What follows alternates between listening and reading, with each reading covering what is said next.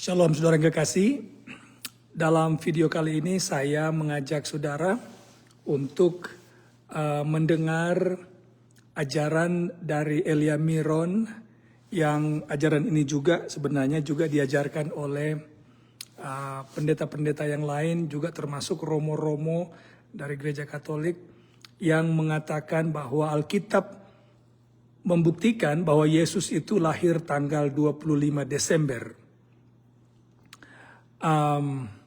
Saya akan ajak saudara untuk mendengar videonya, kemudian kita akan buktikan dari Alkitab, benarkah memang Alkitab menyatakan bahwa Yesus itu lahir tanggal 25 Desember.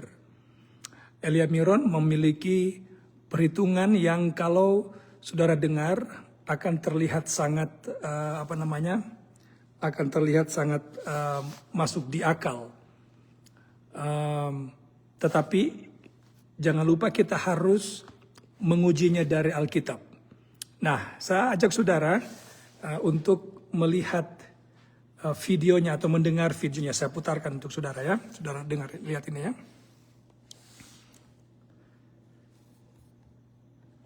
Yang pertama kita akan membuktikan dari kitab suci. Injil Lukas 1 ayat 5. Pada zaman Herodes Raja Yudea ada seorang imam yang bernama Zakaria dari rombongan Abia. Istrinya berasal dari keturunan Harun, namanya Elisabet. Apa yang dilakukan Imam Zakaria?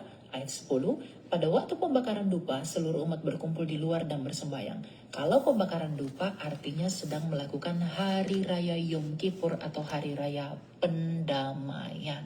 Nah, pada hari raya Yom Kippur ini dilakukan setiap tanggal berapa? Setiap tanggal 25 September.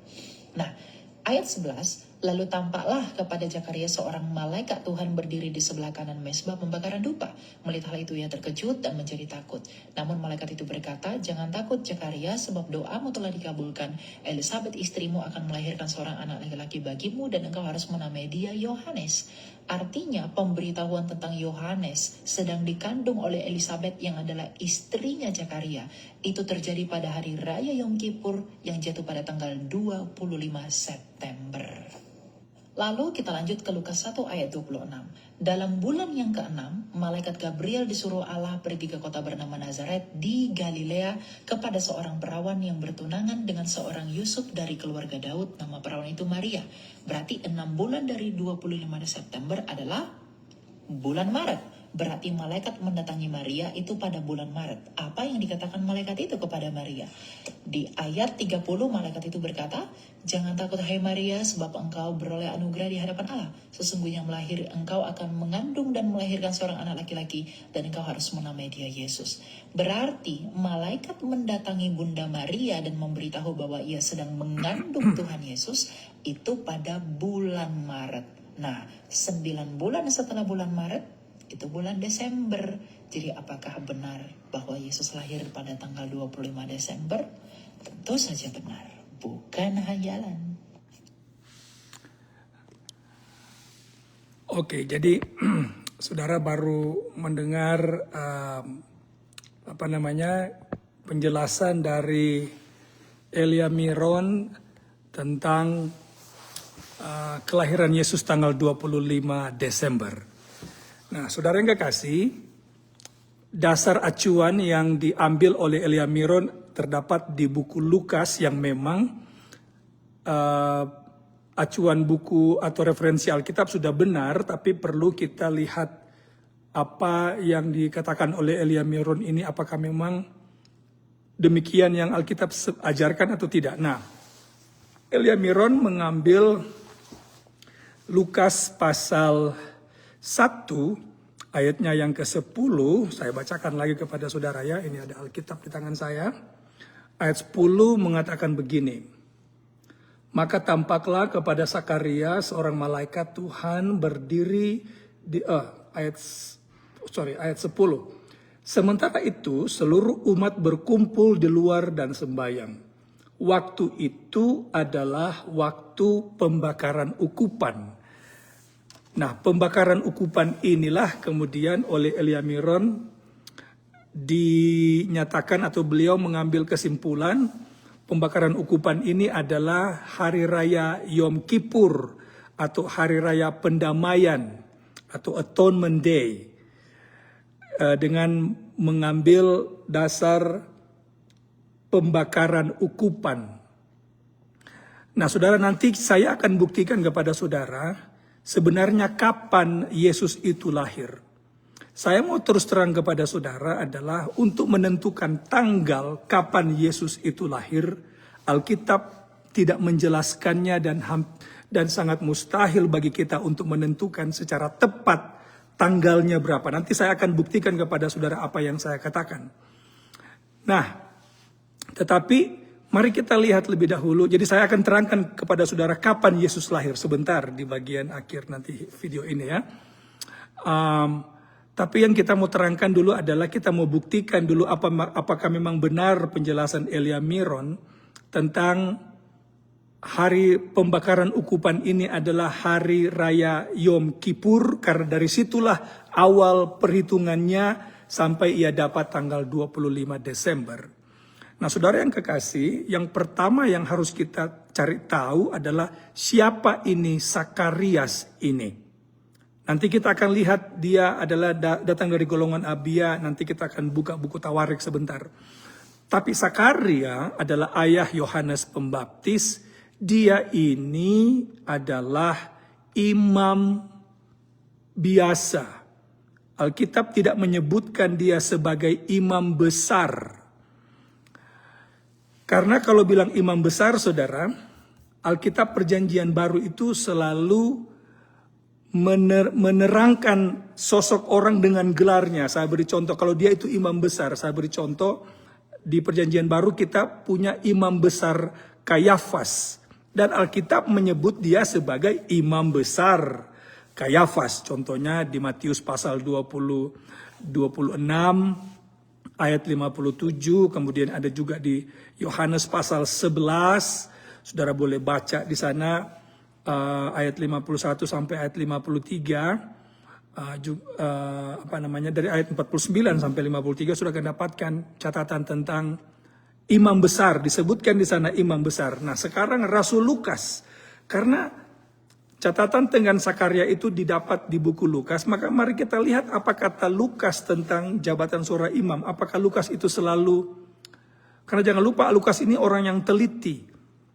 Kalau dia menyebut gelar seseorang, dia akan sebut contohnya Imam Kayafas.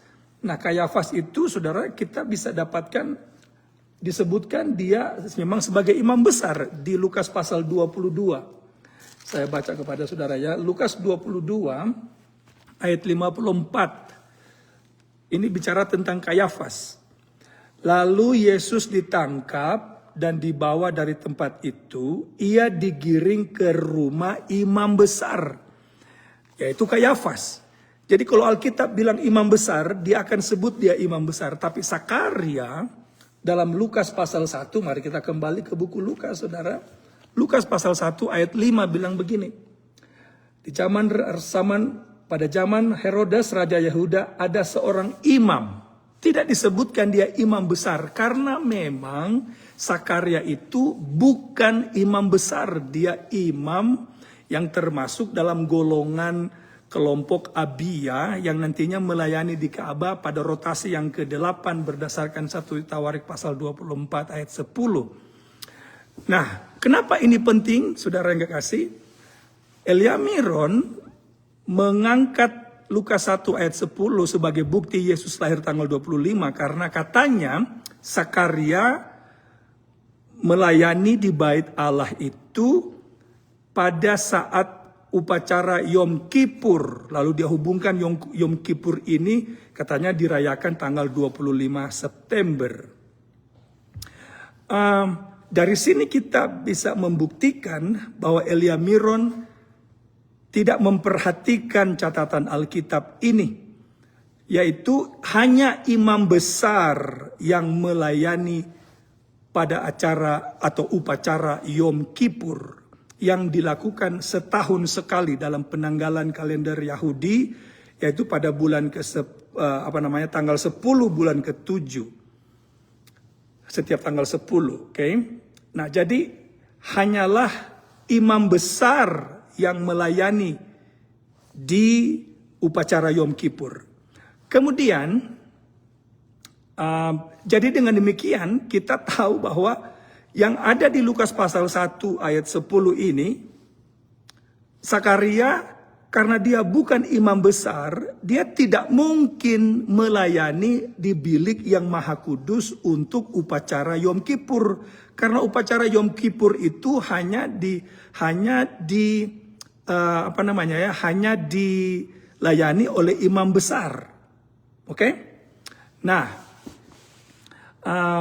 bagi saudara-saudara yang baru bergabung, saya sementara membahas ajaran dari Elia Miron yang mengatakan Yesus lahir tanggal 25 Desember, mengambil acuan Lukas pasal 1 ayat 10,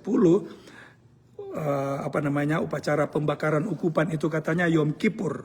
Lalu Sakaria sementara ada di bait suci melakukan upacara Yom Kippur. Padahal Sakaria ini bukan imam besar, dia hanyalah imam biasa yang bertugas di bait suci.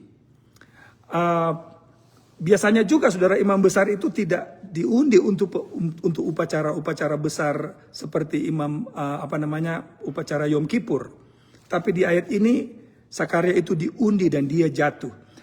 Walaupun memang pembagian tugas untuk membakar ukupan juga adalah salah satu upacara yang bisa dikatakan juga kudus bagi orang-orang Israel. Nah, saya mau terangkan sedikit kepada saudara, pembakaran ukupan ini terjadi di bilik yang kudus, di mezbah pedupaan, atau dalam bahasa Alkitab di Keluaran pasal 30 itu mezbah pembakaran ukupan. Oke? Saya mau baca kepada saudara Keluaran pasal 30 ayat 7 sampai 8 untuk memberikan sedikit background kepada saudara apa itu upacara pembakaran ukupan ini, kapan itu dilakukan. Ayat 7 saya baca ya. Di atasnya haruslah Harun membakar ukupan. Itu saudara dengar ya. Dari wangi-wangian tiap-tiap pagi. Jadi ini adalah upacara harian setiap pagi yang harus dilakukan. Ayat 8. Juga apabila Harun memasang lampu-lampu itu pada waktu senja, haruslah ia membakarnya sebagai ukupan yang tetap di hadapan Tuhan di antara kamu turun-temurun. Jadi para pelajar Alkitab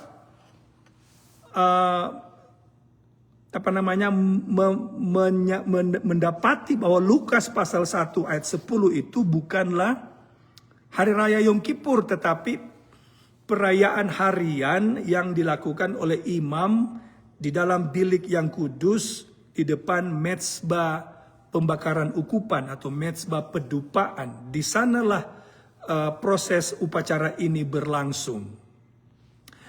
Jadi dari situ kita bisa tahu bahwa konklusi dari Elia Miron ini tidak terlalu tepat untuk diambil acuan bahwa Yesus lahir tanggal 25. Oke? Nah, sekarang saudara, kalau begitu pertanyaannya adalah dapatkah kita mengetahui paling tidak musim apa Yesus itu lahir? Jawabannya ya.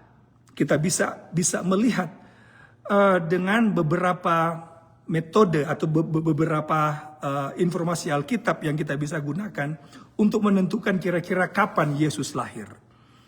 Nah, tentu kalau saya bilang tentang gembala-gembala di padang bulan Desember, banyak orang berdalih, kan juga di Yerusalem katanya di Israel pada bulan Desember gembala-gembala itu masih ada di padang. Jadi ini bisa gugur. Oke, kita ikutilah kemauan ini ya.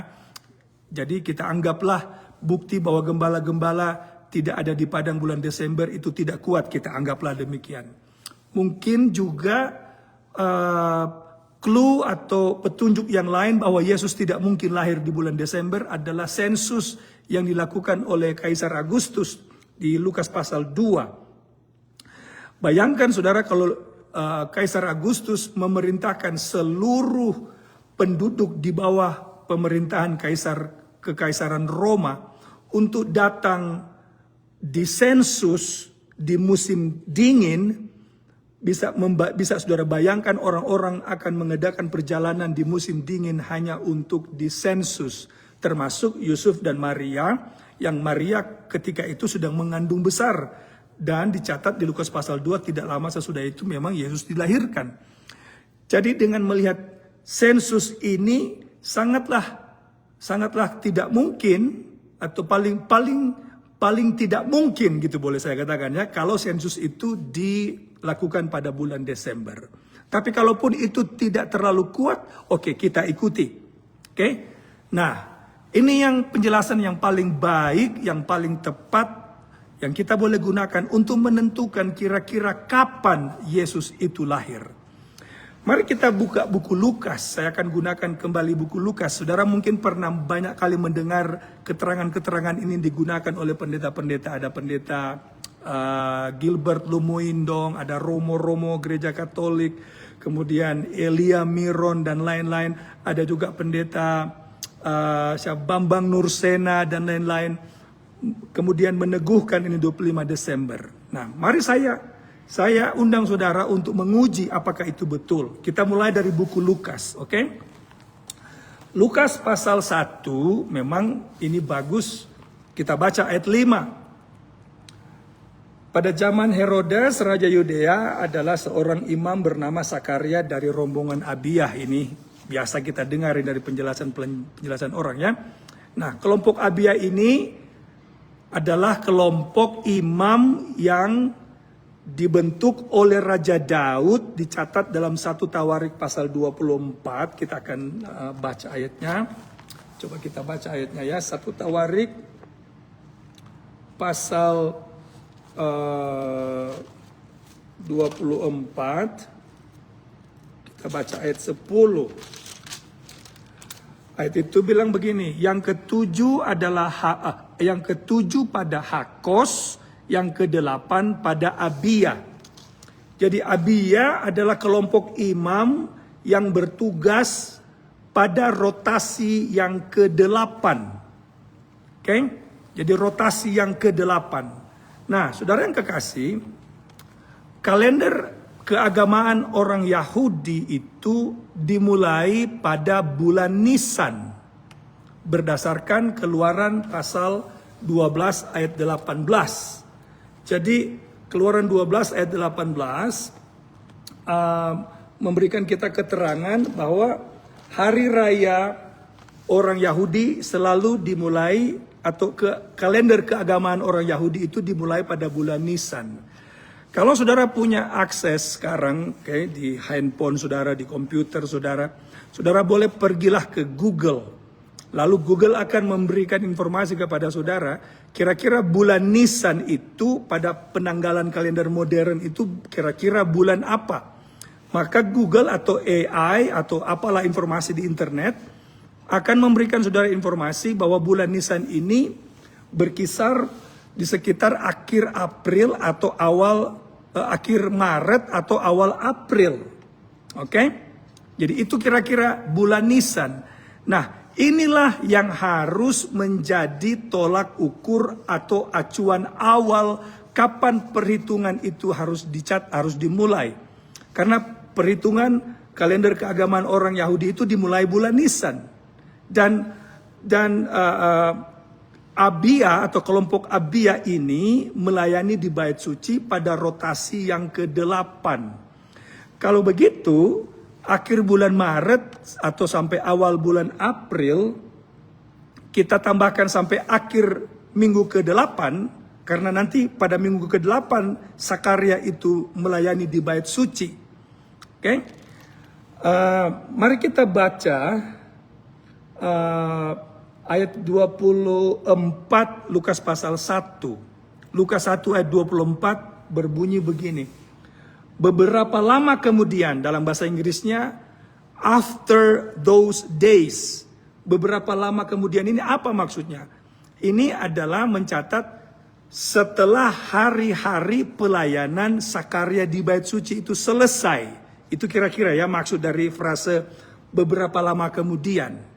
Jadi sesudah Sakaria selesai pelayanannya di Bait Suci, ayat itu mengatakan istrinya Elisabeth istrinya mengandung selama 5 bulan. Oke, jadi kalau akhir pelayanan Sakaria yang datang dari kelompok Abia, yang melayani di bait suci pada rotasi minggu ke-8, karena saudara, ini yang saya lupa katakan, imam-imam ini melayani 1 minggu dari sabat ke sabat. Oke? Jadi mereka hanya melayani 1 minggu kemudian diganti oleh kelompok yang lain. Gitu ya. Jadi kalau dia melayani 1 minggu dari sabat ke sabat, di akhir berarti dari sekitar pelayanannya ini, istrinya Elisabeth mengandung. Mengandung katanya selama 5 bulan ia tidak menampakkan diri. Nah kalau begitu, 5 bulan kira-kira sesudah Sakaria selesai melayani di bait suci, ini 5 bulan ini akan bawa kita ke bulan apa? Nah kita harus hitung ya. Jadi kalau 5 bulan kemudian, ini sudah membawa kita kurang lebih pada pertengahan bulan November. Oke? Jadi karena apa namanya, minggu ke-8 itu kira-kira pertengahan bulan Juni, itu ya, akhir dari pelayanan Sakaria itu, karena dia rotasi ke-8, kita tambahkan berarti 8 minggu dari bulan Nisan, kita tambahkan 8 minggu, kita akan tiba kurang lebih pada pertengahan bulan Juni. Oke? Nah, dari bulan Juni, pertengahan bulan Juni, kita tambah 5 bulan, maka kita akan tiba pada pertengahan November. Untuk menentukan tanggal sangatlah hampir-hampir mustahil menentukan tanggal di sini, saudara ya. Nah, kemudian kita teruskan. Kita baca ayat 26 sekarang, Lukas pasal 1 ayat 26. Dia bilang begini, dalam bulan yang ke-6, Allah menyuruh malaikat Gabriel pergi ke sebuah kota di Galilea bernama Nazaret. Nah, saudara baca seterusnya, lalu saya loncat sampai ayat 36 sekarang ya. Sesungguhnya Elisabeth sanakmu itu, ia pun sedang mengandung seorang anak laki-laki pada hari tuanya, dan inilah bulan yang ke-6 baginya. Jadi ketika Elisabeth mengandung 6 bulan, Alkitab mencatat Maria juga mengandung bayi Yesus. Jadi 6 bulan Elisabeth mengandung, Maria sekarang mengandung. Nah, kalau tadi 5 bulan Elisabeth bersembunyi, tidak menampakkan diri selama 5 bulan, membawa kita ke pertengahan November. Berarti kalau kita tambah 1 bulan lagi, karena itu bulan ke-6, Maria berkunjung kepada Elisabeth, kita tambah 1 bulan, berarti kita tiba pada pertengahan bulan Desember. Pertengahan bulan Desember ini, pada bulan ke-6 ini, Alkitab mencatat Maria itu mengandung. Nah, jadi saudara, kalau begitu dari pertengahan bulan Desember, kita tambah 9 bulan, karena 9 bulan, maka kurang lebih, sekali lagi, saya tidak bisa secara pasti menentukan tanggal berapa Yesus lahir, karena sangat mustahil kita melakukan itu. Tapi kalau melihat perhitungan ini, musimnya kita bisa tahu. Pertengahan Desember kita tambah 9 bulan, kita akan tiba pada sekitar pertengahan September. Jadi sangatlah tidak mungkin dia di Desember. Kalaupun Yesus itu lahir 9 bulan 10 hari, 9 bulan 13 hari, 9 bulan 20 hari, tetap dia tidak akan tiba di bulan Desember. Atau mungkin kurang dari 9 bulan, atau 9 bulan lewat beberapa hari, itu mungkin terjadi. Oke, karena wanita itu kan punya waktu mengandung itu berbeda-beda. Ada yang lahir 9 bulan 10 hari tergolong normal, ada yang 9 bulan 3 hari mungkin tergolong normal. Jadi tetapi tidak mungkin 9 bulan lebih 2 bulan gitu ya, karena dari bulan September sampai kalau mau tambah 2 bulan kan baru tiba Desember. Jadi dari sini saudara, kita bisa lihat Yesus tidak mungkin lahir di bulan Desember, bukan karena gembala-gembala tidak ada di padang, bukan karena sensus Kaisar Agustus itu tidak mungkin di musim dingin, tetapi tidak mungkin Yesus lahir di bulan Desember mengikuti perhitungan kalender dari Alkitab, dalam hal ini orang Yahudi. Karena yang mencatat ini adalah Lukas yang mengikuti kalender yang ada pada waktu itu. Kalau kita konversi ke kalender kita, maka itulah yang kita dapatkan. Jadi kembali ke Elia Miron, saudara. Elia Miron mengatakan bahwa Sakaria ini melayani di bait suci pada acara pembakaran ukupan. Menurut dia itu adalah upacara Yom Kippur.